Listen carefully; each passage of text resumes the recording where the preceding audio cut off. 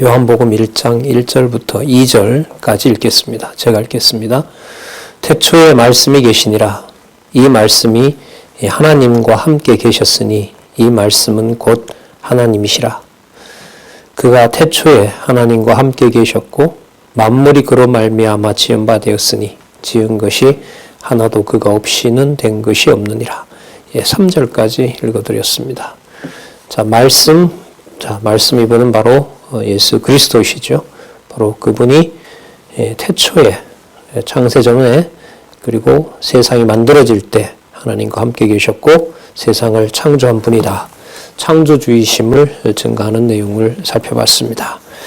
우리가 잘 아시는 대로 요한복음 1장부터 사도행전 1장 11절까지는 본성에 의해서 예수께서 그리스도이심을 이 땅에 오셔서 증거하시는 내용을 기록하고 있습니다.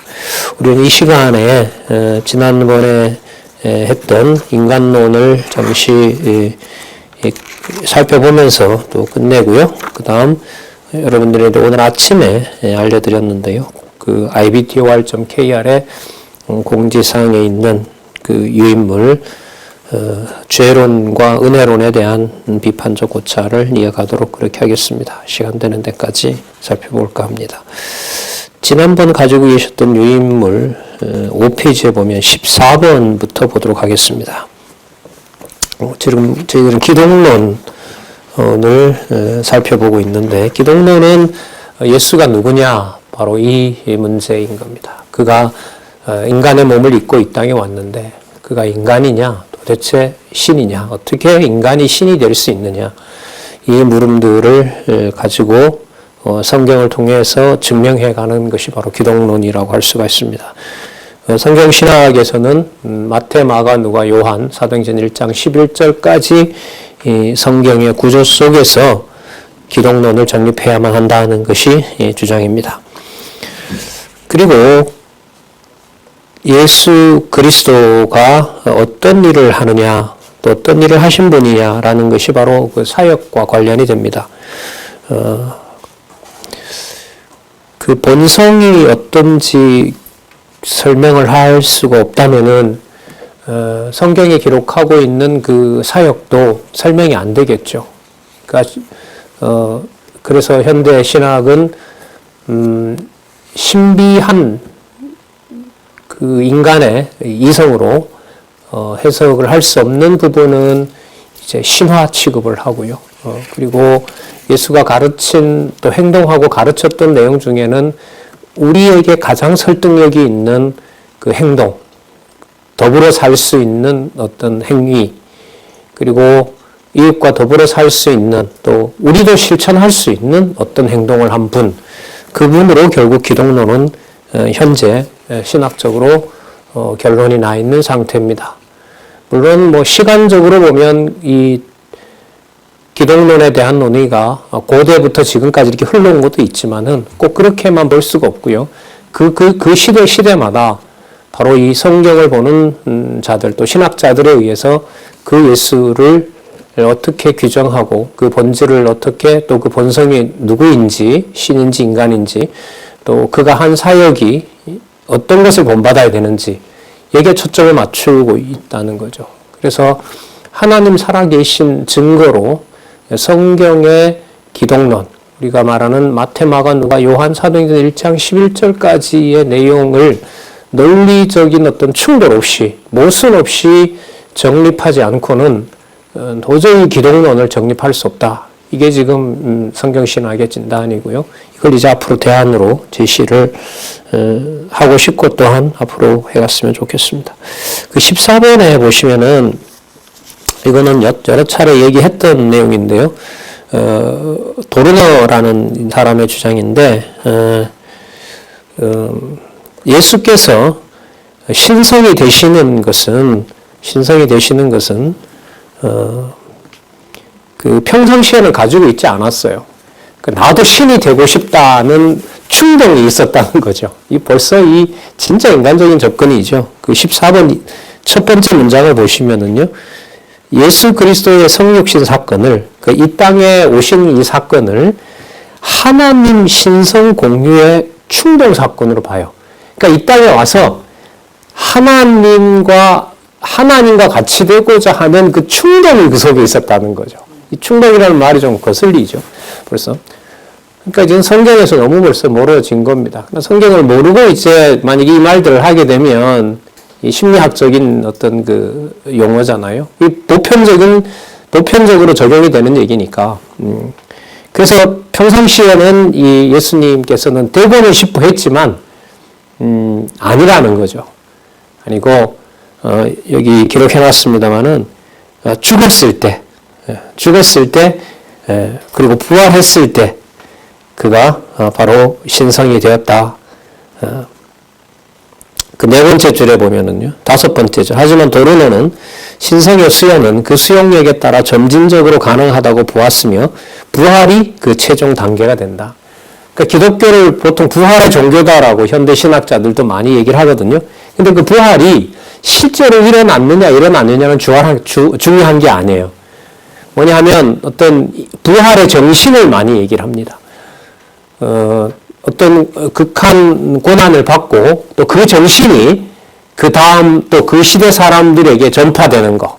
그 의로운 일을, 인간 기준이죠. 인간 기준으로 의로운 일을 하다가 그 정신이 많은 사람들에게 전파되는 거. 이게 바로 예수가 시대적으로 보여줬던 부활의 정신이다. 이렇게 얘기를 합니다. 고통받는 자가 다시 소생을 하고, 억압받던 자가 다시 그 회복을 하게 되고, 또 여러 나라들이 강한 나라로부터 탄압을 받다가 거기에서 이제 자기의 국권을 회복한다든지 자기의 권리를 찾게 되는 데까지 예수의 부활 정신을 갖다 거기에 적용하는 거예요. 그러니까 현대 신학은 부활했느냐 안 했느냐 이 문제에 매이지 말자고 얘기를 하죠.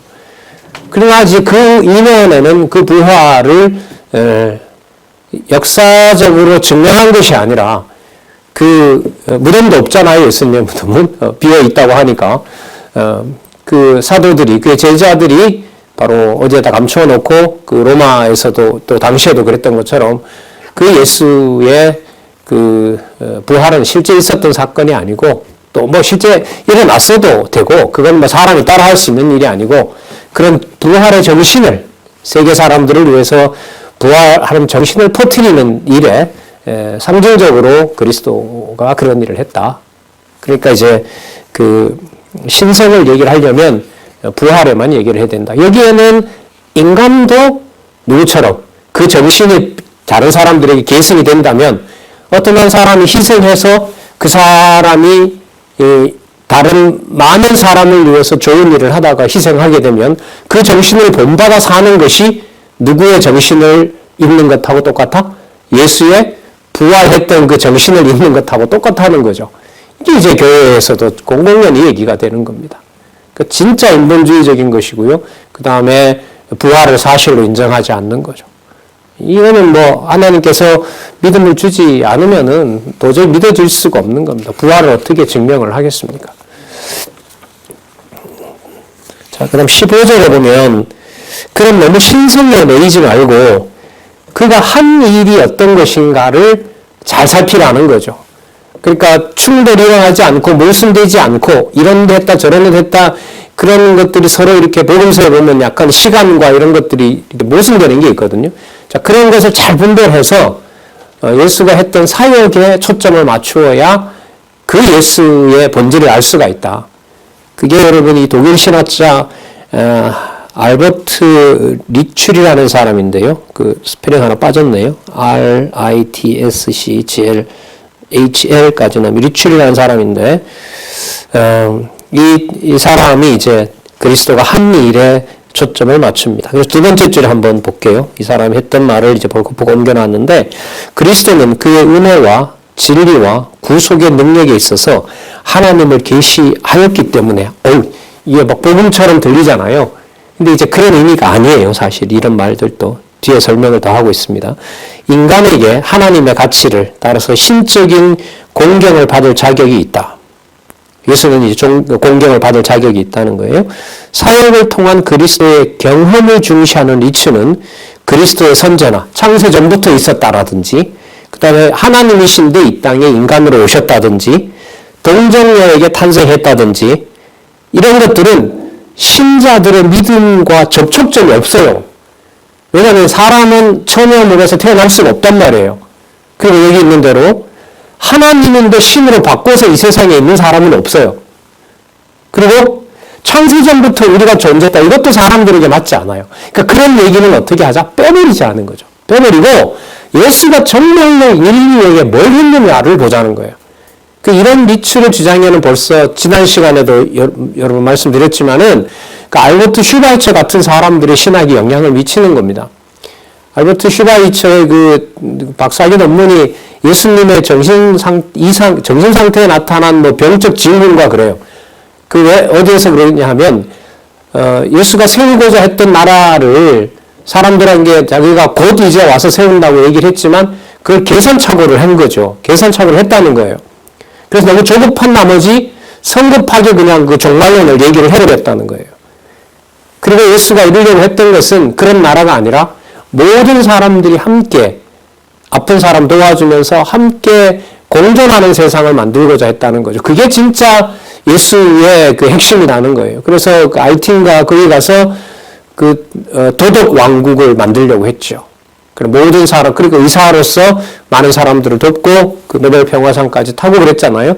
자, 바로 그 영향들이 이제 독일 신학계에 영향을 미치는 겁니다. 그러니까 성경 권위는 벌써 지금부터 한 50년, 한 200년 전에 벌써 독일 사회에서는 없어진 거죠.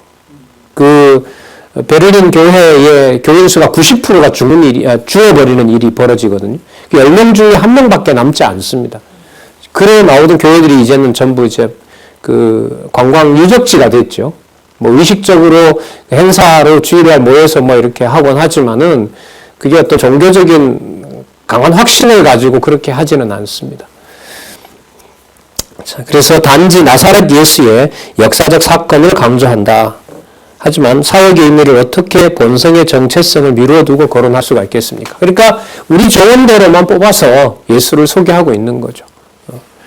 자, 마지막 16번째 보겠습니다. 앞에 리츠의 생각은 역사적 실존을 바탕으로 하는 모든 인류의 신성 참여 가능성을 열어준다. 그러니까 그렇게 예수가 했던 것에 참여하는 것이 신적 속성을 가지고 모든 인류와 함께 사는 어떤 그러한 마음, 그 마음들이 바로 인간을 통해서 구현되는 것이다. 그러니까 아까 얘기했던 슈바이처와 같은 그런 어떤 훌륭한 도덕적인 실천을 하게 되면 사람들이 성경의 진리냐 이거보다가 거기에 더 많은 사람들이 쫓아가는 겁니다. 지금도 이제 매스컴을 통해서 이렇게 근면, 전략하고 사회에 이바지하는 사람이 있으면 그 사람이 진짜 종교적으로 탁월한 사람이다라고 소개를 하고 있고 세상은 다 거기에 지금 초점을 맞추고 있는 거잖아요. 그래서 성경을 하나님의 말씀으로 지켜가는 그 바탕 위에서 예수님의 본성과 속성을 이해하는 것은 제가 볼 때 성경신학의 이 마태, 마가, 누가, 요한의 이 구조, 그 구조를 연결해주는 진리의 그 말씀들, 거기에 바탕을 두지 않으면은 예수 그리스도가 누구냐, 그가 한 분이, 그가 무슨 일을 했느냐, 이것은 저는 규명이 될 수 없다고 봅니다. 그러니까 이게 따지고 올라가면 결국 성경을 하나님의 말씀으로 확증하지 못한 데서 그 부분들을 빼고 삭제하고 자기 좋을 대로 읽고 그걸 덮어버리고 이들을 위해서 산 이 예수처럼 우리가 이 세상에서 어떤 일을 해가야 될 것인가 이제 이렇게 사람들에게 좋은 방향으로 가게 되죠. 그러면 기독론은 이제 끝이 나는 겁니다. 예수를 본받을 만한 선생 정도로 자 한번 더 볼까요? 두 번째 문장 16번에 범신론적인 사고나 범신론적인 사고가 여러분 모든 우주 모든 자연 만물의 신성함이 곁들여 있다는 거죠. 그러니까 여기 타종교가의 대화도 여기서 나오는데요. 무당이나 기독교에서 말하는 성령이나 강심한 자나 신내림을 받은 자나 그 다음에 성령의 감동을 받은 자나 차이가 없다는 거죠. 없다는 겁니다. 그리고 어떤 자연 만물을 숭배하는 것하고 기독교에서 이런 걸 만들어 놓고 건물을 막 신성시하고 하는 것하고도 차이가 없다는 거예요. 없다는 거예요. 범신론적인 사고나 자연주의 신학을 통해 자연주의 신학이라고 하는 것이 인간은 태어날 때부터 신이 될 수 있는 어떤 그 본성을 가지고 있다. 이게 바로 자연주의 신학입니다. 그리고 보이는 자연 만물을 통해서 신적인 의식을 고양시킬 수가 있고, 그리고 거기에 같이 참여할 수 있고, 그러니까 아프리카나 이제 그 남미에서 그 유행하고 있고 또 했고 유행하고 있는 바로 오순절주의 같은 거, 그 성령 받는다고 하는 거, 의사 운동 같은데 이제 방언하고 하는 그런 것들이 이제 별 차이가 없는 겁니다. 성령의 역사가 바로 그것이라고 자기네들은 믿고 또 그렇게 전하는 자들도 있고요. 진짜 인간적으로 돌려놓을 방법은 없습니다. 이 한자 성경을 봐야만 이게 극복이 되거든요. 진짜 하나님께서 깨닫게 해주셔야 가능한 어떤 간절함이 있습니다. 자연주의 신학을 통해 신성과 인성의 통일을 인간 경험과 그 역사성 속에서 강조한다. 그 인간이면서 신이 될 수 있는 것은 그가 무슨 일을 했느냐, 남을 위해서 얼마나 같이 봉사했느냐, 얼마나 같이 살려고 하느냐, 바로 거기에 이제 그 예수의 그 중요한 그 의미가 담겨 있다는 거죠. 자, 그 다음 볼게요. 예수는 하나님이 아니라 우리 이르기보다 하나님을 더 깊이 더 분명하게 의식하고 말과 행위로 극적으로 보여준 인물이다. 십자가상에서도 자기의 어떤 이성을 놓지 않고 냉정하게 인류를 위해서 십자가를 진 사람이다. 그런 의미에서 이 사람은 진짜 인간들이 본받아야 될 탁월한 선생님이다. 자, 예수는 모든 인류의 신성 참여 가능성을 열어준 맏형이다. 그러니까 여러분, 이런 인간적인 공감대를 통해서 역사적으로 이미 사라졌던 그 인물이지만 현재 우리가 하나가 될 수 있는 근거를, 이론적인 근거와 그 어떤 분위기를 누구를 통해서 말할 수 있죠? 예수를 통해서 말할 수 있죠. 그럼 예수만 그랬냐? 노벨 평화상을 받은 또 인류를 위해서 자기를 헌신한 많은 사람들이 있는 거죠. 그 사람들, 또 천주교에서 만들어낸 무슨 성자들, 이런 사람들이 전부 다 예수 그리스도의 그 했던 일을 하고 차이가 별반 없다는 겁니다. 이런 걸 우리 진짜 세속화라고 그러죠.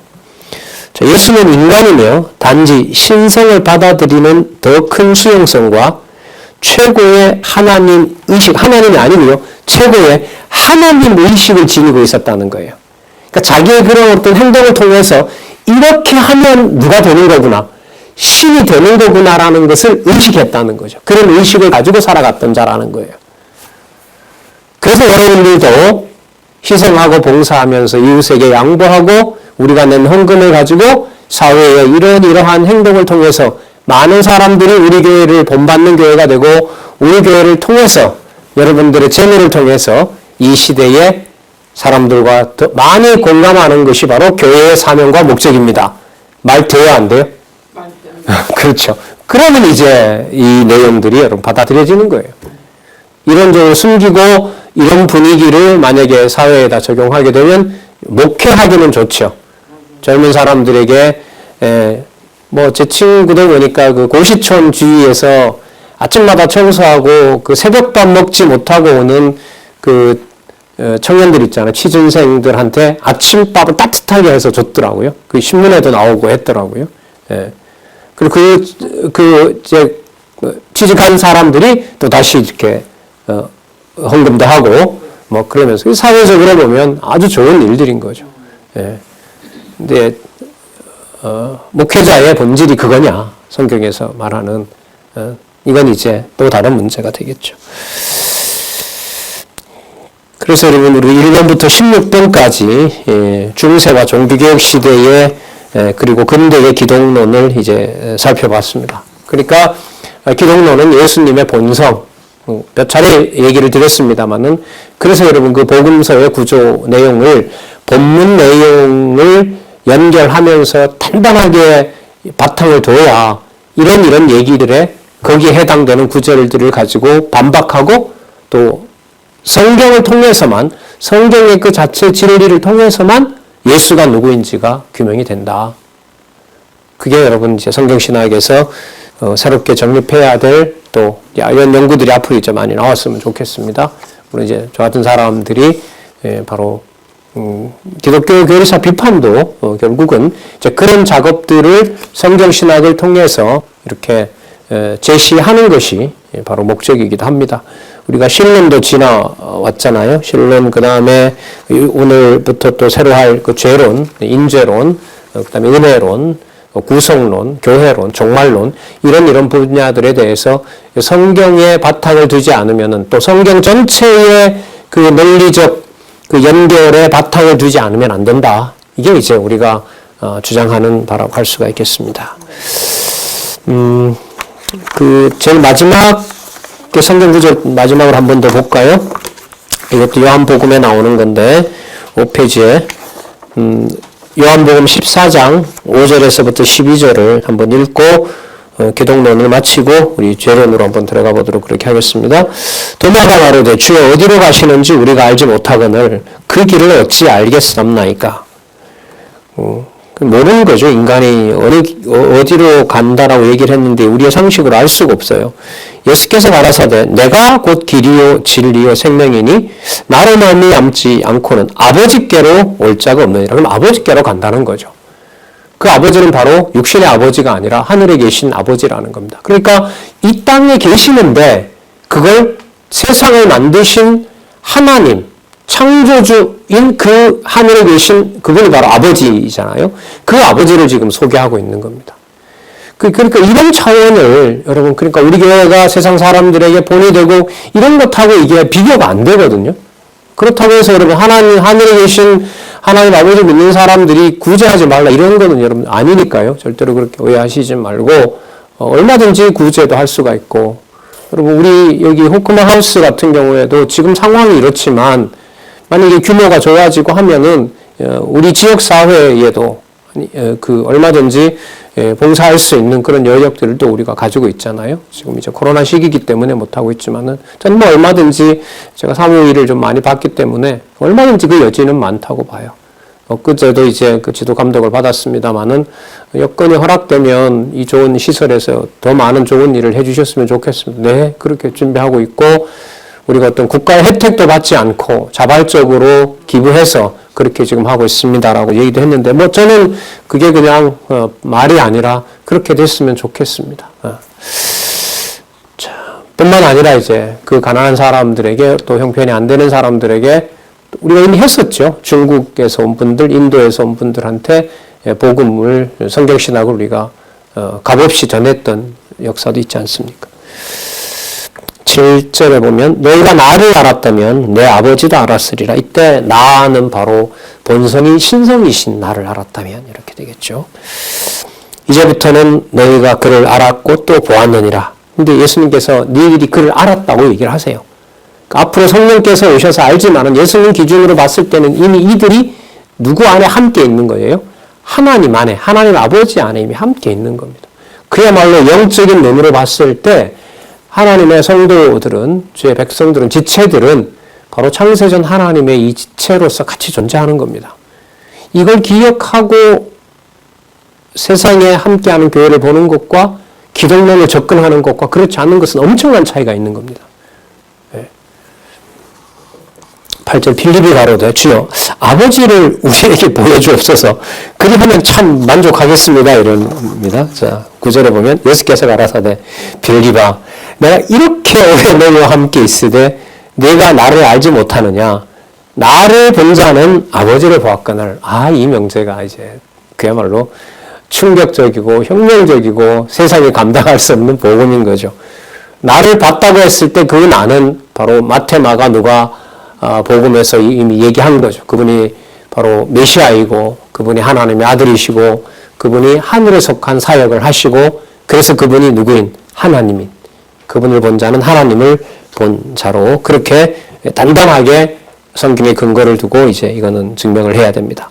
어찌하여 아버지를 보이라 하느냐? 나는 아버지 안에 있고 아버지는 내 안에 계신 것을 내가 믿지 아니하느냐? 내가 너희에게 이르는 말이 스스로 하는 것이 아니라 아버지께서 내 안에 계셔 그의 일을 하시는 것이라. 아버지께서 내 안에 계셔서 하나님이 하는 일을 나로 하여금 하게 한 일이다. 그러니까 나를 본 자는 누구를 봤다? 하나님을 본 것이다. 그 우리가 성도들을 지체로서 또 같이 동역자로서 보는 것을 통해서 진짜 보게 하는 건 뭐냐면 보혜사 성령께서 바로 하나님의 해 가시는 일을 지체를 통해서 그리스도를 머리로 한 교회를 통해서 계시하시는 거죠. 보여주는 거죠. 이게 여러분 말씀에 대한 아주 그 조밀한 그 토대가 놓아지지 않으면 대충 아는 것을 가지고 지체를 통하여 살아계신 하나님을 깨달아가는 것이 쉽지가 않습니다. 공부를 한다 해도 근본적으로는 불가능하고요. 택한 백성들에게 공급되는 말씀도 우리가 성경신학, 굳이 성경신학이라고 강조하는 이유가 성경신학은 1.1핵이라도 모두 하나님 살아계신 증거로 해석을 한단 말이죠. 그러려면 그게 모든 내용들이 어떻게 돼야 되냐면 연결이 돼야 돼요. 근데 그 연결된 구조가 우리에게 충분하냐라고 물었을 때 저는 충분하지 않다고 보는 거예요. 지금 우리 상황이. 이제까지 공부한 방식으로는. 여기에 계속해서 호소를 하는 거고요. 저도 더더욱 이 말씀에 바탕을 두지 않으면 이제 신학 논문도 제가 써보고 했지 않습니까? 도저히 안 된다. 그러니까 이걸 여러분 어느 정도냐면은요. 이렇게 성경의 어느 구절, 성경의 내용을 바탕으로 이런 걸 비판하더라도 이게 진짜로 나한테 믿어지느냐라는 문제 이전에 그 진리의 말씀에 내가 얼마나 풍부한 대안을 가지고 있느냐를 보더라도 그게 그렇게 만족스럽지 않은 거예요, 제가. 이렇게 막 성경을 전하고 뭐 한다 하더라도. 그러니까 사람이 이런 활동 속에만 매몰되게 되면 지치죠. 그냥 뭐 학회에 가서 발표하고 학회지에 실리고 그러다가 어떤 뭐 기회가 오게 되면 그 뭐 연구할 수 있는 기회가 와서 연구비도 신청하고 그게 당첨되면 뭐 연구를 1년 안에 얼마짜리를 해야 되고 물론 학교에서 일어나는 일이긴 하지만은요. 그런 것으로 갈 수는 있는 거지만 그게 진리의 말씀에 대한 즐거움과 만족으로 가기에는 제 생각에 풍부한 진리의 말씀이 아직까지 충만하게 강같이 흐르지 않는구나 이런 생각을 많이 하게 돼요. 그래서 신학 공부가 제대로 된 것은 이걸 마침과 동시에 문제의식을 가지고 다시 말씀을 더 진짜 고소리처럼 볼 수 있는 그 계기가 되기를 저는 바라는 겁니다. 그러니까 이런 걸 통해서 꼭 이런 작업으로 해야 된다라는 이게 목적은 아니에요. 모든 사람이 다 그렇게 할 수는 없는 거죠. 오이코스 대학을 하나님께서 이제 제도권을 만나도록 해주신 거잖아요. 그 제도권에서 요구하는 것은 이런 작업인 거예요. 참 착한 교수잖아요. 학생이 텍스트 정리를 안 하고 교수가 텍스트 정리를 해서 다 갖다 바치는 이 좋은 서비스를 여러분들 받으시고 있잖아요. 어떻게 보면 그 보고서, 이렇게 여러분 텍스트 정리는 보고서의 출발이에요. 남이 해놓은 얘기를 내가 정확하게 포착하고 짧게 정리하는 거. 그리고 거기에서 성경신학과 맞지 않는 성경에 맞지 않는 것을 구분해내는 거. 비판하는 거. 비판으로 끝나는 것이 아니라 마지막으로 성경신학으로 대안을 제시하는 거. 이게 이제 제도권에서 일어나는 일이거든요. 그 쓴 내용들이 논리적으로 충족할 때, 오류가 없을 때, 그게 이제 사람들에게 알려지게 되고 공적 글이 되고 진리의 말씀사에서 나온 우리 원로의 많은 저서들이 총서와 그 다음에 연구서들이 그 공적인 어떤 출판 고유 마크를 가지고 있잖아요. 그거는 본인이 객관적으로 책임지겠다는 거죠. 바로 그런 일들이 이제 이 오이코스 대학하고 그 제도권에 지금 하나님께서 두신 건데 진짜 어떻게 해가실지 되게 궁금합니다. 아까도 말씀드렸지만은 그런 어떤 이런 전통신학에 대한 비판이 진리의 말씀으로 가서 진짜 생명의 말씀으로 말씀을 보는 일로 연결이 안 되면은 저는 좀 불행하고 이건 재밌는 일은 아니다. 이런 생각을, 아니 그런 느낌을 많이 받고 또 이렇게 미리 말씀을 드리는 겁니다. 자, 좀 더 볼까요? 11절. 내가 아버지 안에 있고 아버지께서 내 안에 계심을 믿으라. 그렇지 못하겠거든 행하는 그 일을 인하여 나를 믿으라. 자, 사역을 보고 믿으라는 거죠. 이것도 그래요. 믿게 해주셔야 되는 거죠. 그래서 나중에 가시면서 사도들이 예수님이 했던 것보다 더 큰 권능도 행하게 하신 거죠. 마찬가지로요. 보혜사 성령께서 오셔서 성도들로 하여금 우리 원로를 비롯해서 많은 신앙의 선배들과 함께 하나님이 해가시는 일을 이 땅에서 보게 해주셔야 하는 일을 통해서 누가 살아계시구나, 하나님이 살아계시는구나라는 것을 깨닫게 되는 거예요. 그러니까 우리끼리 아무리 서로 동행하고 좋고 해도 거기에서 저희를 하나님이 하신다라고 깨달음을 주지 않으면은 그냥 우리끼리 좋아하는 일로 끝나는 거죠. 그러니까 늘 이 간절한 기도가 안 나올 수가 없어요. 왜? 우리가 어느 정도까지 했기 때문에 이 정도는 됐다라고 우리가 답을 우리 스스로 내릴 수가 있어요, 없어요? 없기 때문에 그렇죠. 그 기도를 안 할 수가 없는 거죠. 어떻게 보면 잘 전달이 됐으면 선명할 거 아니에요. 선명하면 그 선명한 것을 통해 말씀을 더 사랑하도록 하나님 해주셨으면 좋겠어요라는 간절함이 생기잖아요. 깨달아지지 않으면은 사람의 능력으로 진짜 안 되네요, 하나님. 진짜 말씀 좀 보게 해주세요라고 보이지 않았을 때부터 보게 해달라고 기도가 나오는 거죠. 그리고 기도를 안 할 수 없게 하는 거예요, 하나님께서. 하나님을 찾게 하는 것이 기도잖아요. 여호와 하나님을 찾게 하는 것이 기도이기 때문에 이런 신학 강의가 잘 된다, 안 된다, 여러분, 이거는 이래 되든 저래 되든 잘 됐으니까 자동으로 믿어지는 게 아니거든요. 전통 신학을 비판을 잘했다고 해서 제가 성경에 더 충실하고 있다, 이걸 보장을 어떻게 할 수가 없어요. 그러니까 더 간절함이 생기는 거죠. 안 되면 안 되는 대로 이런 것도 비판을 못하나? 이 사람들의 의도가 뭐지? 논문까지 썼는데 이런 게 들으면은 이제 더 보고 싶은 마음도 있지만은 더 찾아서 이제 더 정확하게 하고 싶은 마음도 있지만은 하나님께서 지혜를 안 주면은 볼 수가 없어요. 그리고 믿어지지 않게 하면 말씀과 상관없는 어떤 이론적인 것으로 흘러가게 되고요. 그런 것들이 같이 공존하기 때문에 기도를 안 할 수가 없다. 나중에 이런 부분들은 나중에 성화론이나 또 교회론이나 이런 데 가서 또 한 번 또 짚어질 겁니다. 자, 12절. 내가 진실로 진실로 너희에게 이르노니 나를 믿는 자는 나의 하는 일을 저도 할 것이요 또한 이보다 큰 것도 하리라. 이건 제자들에게 약속한 것이죠.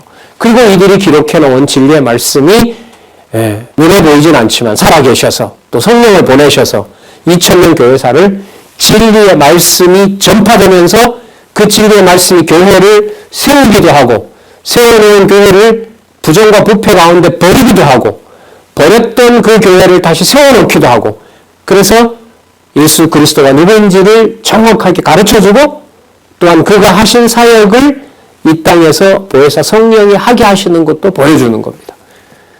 그러니까 이 신학이라고 했을 때 이 여러 주제들이 우리가 말씀을 통해서 한순간 가정교회든 은사교회든 양육교회든 두서너 명이든 수십 명이든 간에 그 사건 속에는 이 모든 것들이 다 복합이 되어 있어요. 예를 들면 신론은 되는데 기독론이 안 된다. 이건 말이 안 되는 거예요. 그래서 여러 가지로 구분을 해놓았지만은 이제 그 다음에 여러분 죄론으로 가서 살펴보겠지만은 기독론에 대한 정립이 바로 서지 않는데 인간을 인간으로서 어떻게 규정할 수가 있겠습니까? 다 연관이 되어 있는 거예요, 이게.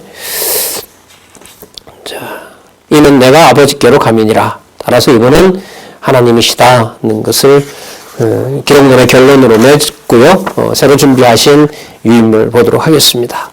자, 이번 시간부터 전통교회의 죄론과 은혜론에 대해서 비판적 고찰을 해보겠습니다. 교재는 132에서부터 173쪽까지 한 40여 쪽을요. 제가 13페이지 이렇게 요약을 해놨습니다. 제일 뒤에 보시면 선과악, 의와 죄, 선행과 범죄의 관계도 원로의 그 인간론과 관련된 하나님 중심의 인간론, 하나님 계시 중심의 인간론의 도표가 나와 있으니까요. 이 말을 하기 위해서 전통교회의 죄론과 은혜론을 비판한다고 보셔도 되겠죠. 여러분 죄론과 은혜론이 왜 붙어 있냐 하면 죄론을 통해서 이게 결국 인간론인데 하나님 앞에서 인간이 또 죄인이 되잖아요. 그 죄인을 어떻게 설명하느냐에 따라서 은혜가 요만큼 필요할 수도 있고 은혜가 전부 다 은혜가 필요할 수 있다는 거예요. 그러니까 나를 반쯤만 죄인으로 보면 하나님이 준 은혜는 어때요? 반쯤만 필요한 거죠. 이런 거 보고 뭐라 그러죠? 내가 반하고 하나님이 준 은혜가 반하고 합해져서 그렇죠. 이걸 신인 합력설이라 그러는 거죠. 로만 카톨릭부터 시작해서 현재 모든 기독교는 거의 다 신인 협력설로 가는 거죠. 그래서 뭐와 뭐가 같이 붙어서 거론이 되냐면 인간론과 관련된 재론과 은혜론 이렇게 붙는 거죠. 전통교회의 입장은 전통개혁파 교회의 그 생각은 뭐냐면 전적으로 타락했고 그래서 전적으로 우리가 구원받는 것은 하나님의 뭐다?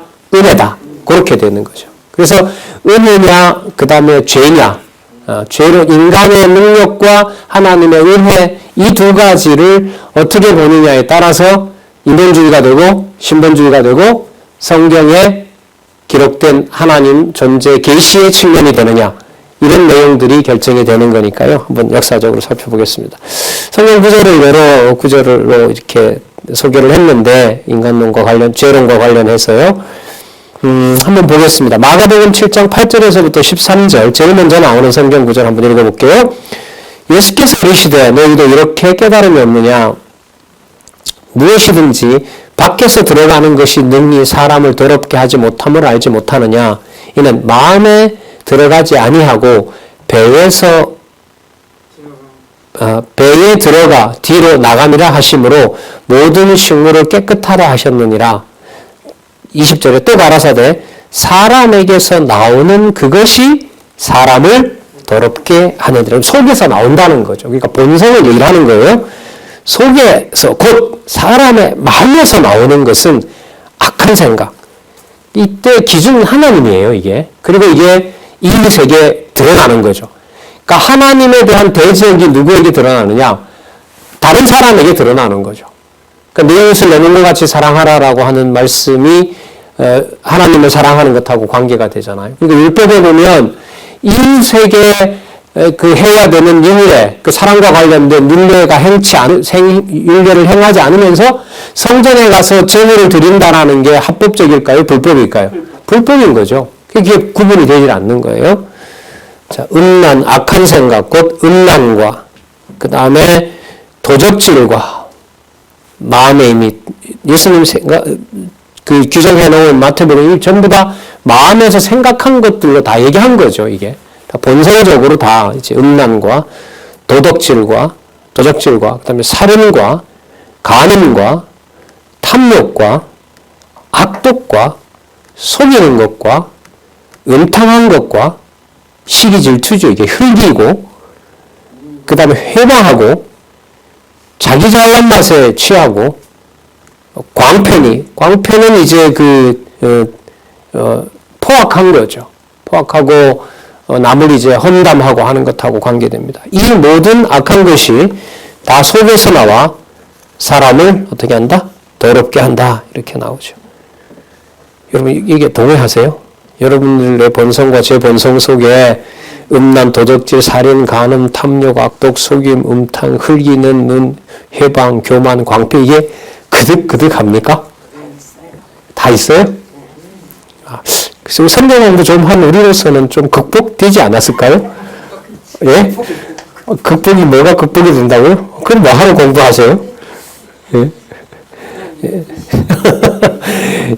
아까 광패를 광패 같은 경우에 여러분 뭐냐면 이게 우리가 둔한 거 있잖아요. 사리 분별이 없는 거.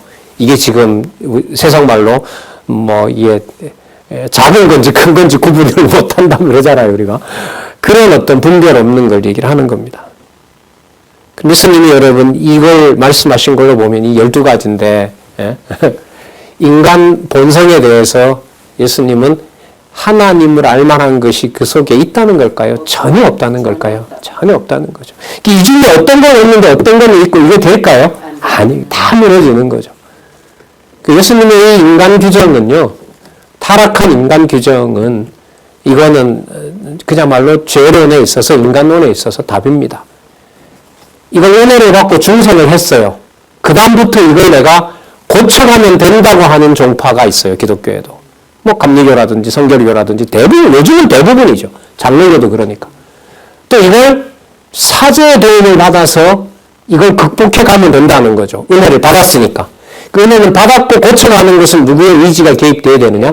내 의지가 개입돼야 돼. 근데 이걸 하나님이 다 은혜를 해야 된다고 하니까 이런 것들을 일삼으면서 교회가 난장판이 되는 거예요. 쉽게 말하면 고린도 교회처럼. 그러니까 교회 지도자로서는 뭘 할 수가 없어요? 이것들을 하나님이 은혜로 극복하게 해주셔야 되고 중생한 다음에도 죽는 날까지 하나님이 그렇게 하신다라고 말을 할 수가 있어요? 없어요? 없는 거예요. 온갖 짓을 다 하면서도 그걸 전부 뭐라고 하냐면 그리스도의 십자가로 내가 은혜를 받았다고 해버리니까. 그러니까 여기에 지도자들이 다 넘어지는 거예요. 다.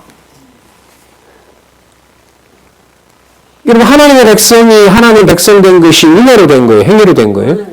은혜로 된 거죠. 창세전. 이것만 강조해요. 계속 강조해요. 어떤 경우라도 창세전에 하나님께서 베풀어 주신 은혜는 어떤 경우도 침범할 수가 없습니다.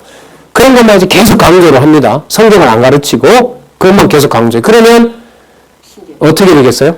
무슨 일을 하든지 간에 그야말로 양심의 가치를 받을 일이 없는 거죠. 뭘 해도.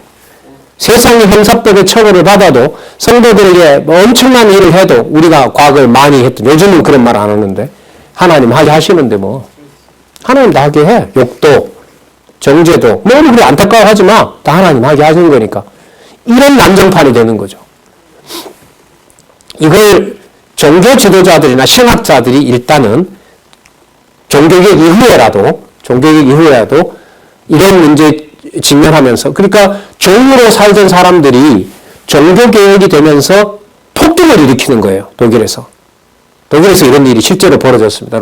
마틴 루터가 있었던 그 종교개혁했던 거기에 복음의 자유를 이제 받았으니까 어떤 범죄를 하더라도 그게 은혜를 취소할 수가 없는 거죠. 왜? 믿음으로 말미암아 구원을 받았으니까.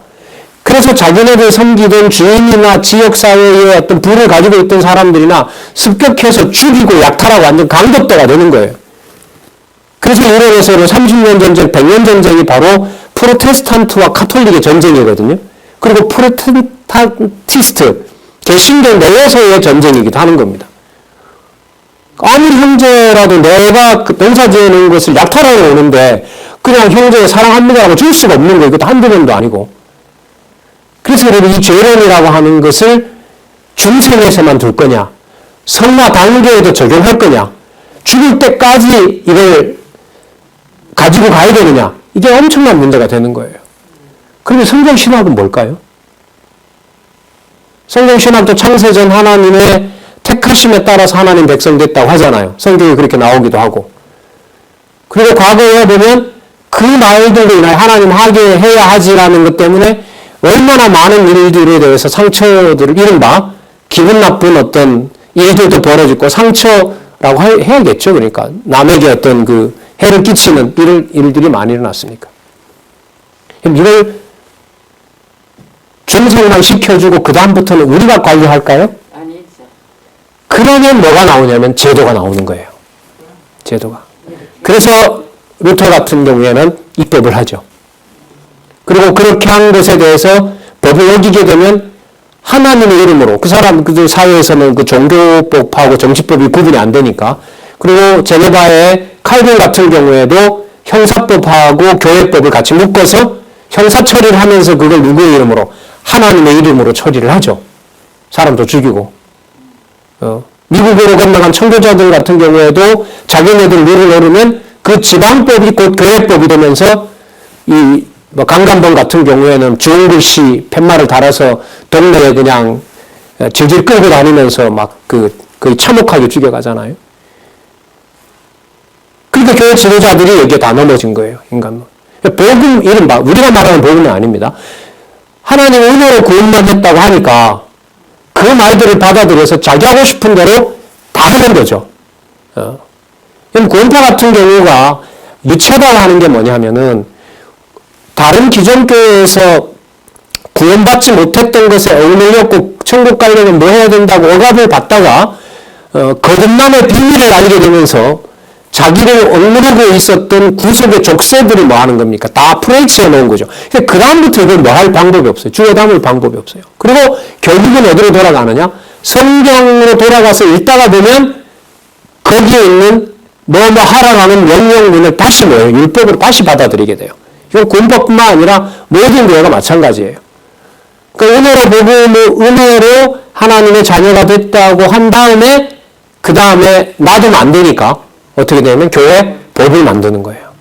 그러면 결국 무슨 시스템하고 똑같아지냐면 가톨릭하고 똑같아져요. 가톨릭하고.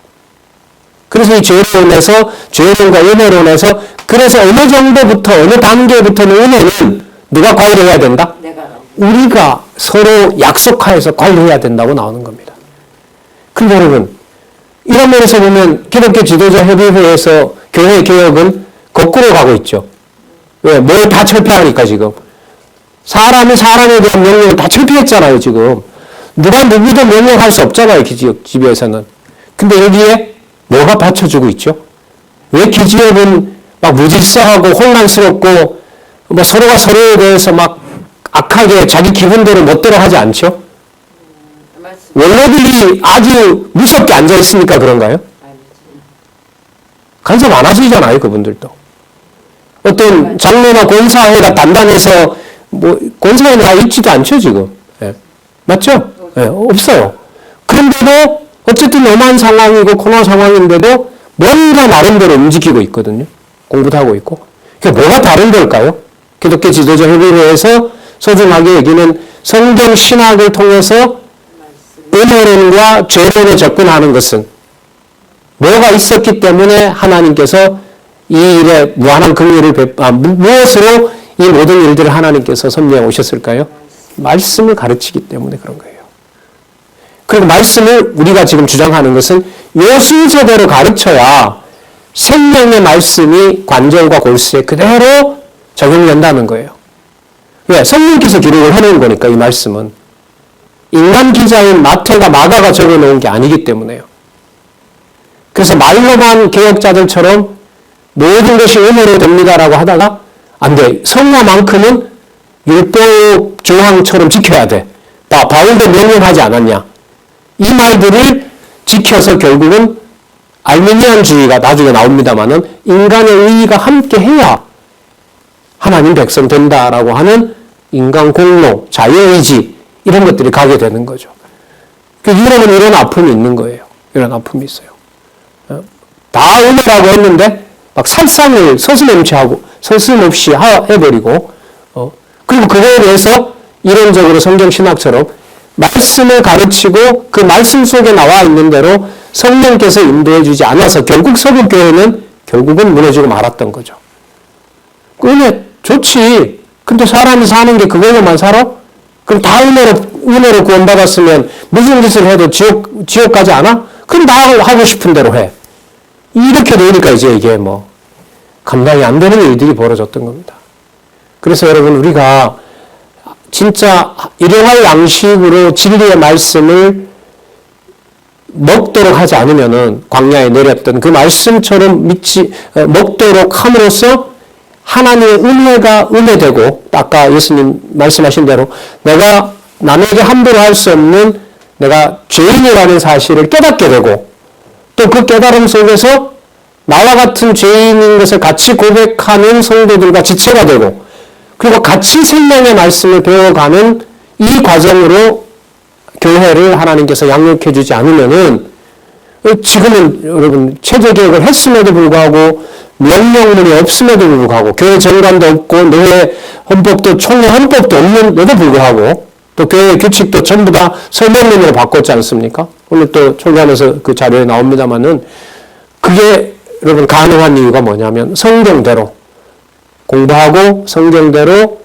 살아가게 하고 또 그 성경대로 각자 맡은 은사 따라서 오직 누구 앞에서? 하나님 앞에서. 그럼 하나님 앞에서 자기 자신을 죄인으로 깨닫고 모든 것이 하나님의 은혜고 자 목적이 천국이 아니라 하나님 살아계신 바로 그 증거를 깨닫는 것으로 자기를 자기에게 깨닫게 함으로 죄론과 은혜론이라는 과거 전통신학이 극복하지 못했던 문제가 그럼 성경신학에서 전 해결이 된다고 보는 겁니다.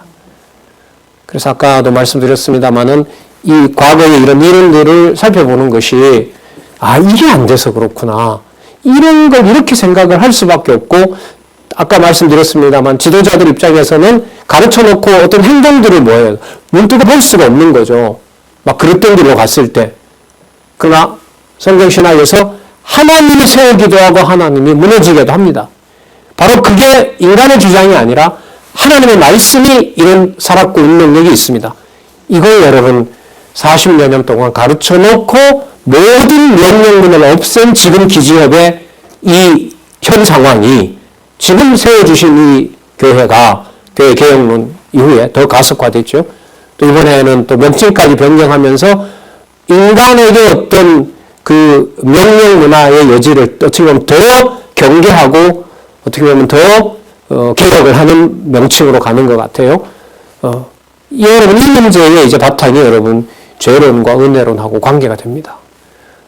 나를 나로 알지 못하는데 성도를 성도로서 하나님께 받은 은사를 은혜를 같이 찬미하는 동력자로 삼는다는 건 말이 안 되기 때문에.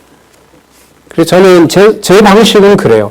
이 과거의 이런 이론들을 읽더라도 성경을 공부하는 계기가 되지 않으면 좀 별로 재미가 없어요. 여러분들에게 제가 이렇게 학생이 먼저 이런 걸 요약해서 올려주면 좋겠는데 교수가 이렇게 노가는 말은 방송용어가 아니니까요. 이 수업에서 여러분들이 올려주는 목적은 하나예요.